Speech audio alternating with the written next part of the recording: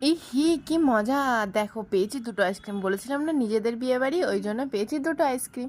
তো দেখো ১ম এই তোমাদের মেনু দেখিয়ে দিলাম আর মেনুতেই দেখে নিয়েছো কি, কি আছে।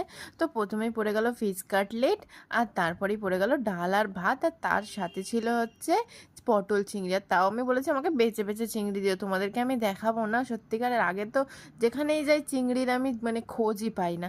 তো তারপরে পড়ে গেল ফ্রাইড রাইস আর তার সাথে ছিল চিকেন। মানে আইটেমটা খুব ভালো হয়েছিল আর খাবারের টেস্ট সত্যি কথা বলছি আইটেম যেমনই হোক যদি খাবারের টেস্ট না হয় না একদম খাওয়া যায় না আর খাবারের টেস্ট ছিল মারাত্মক ভালো।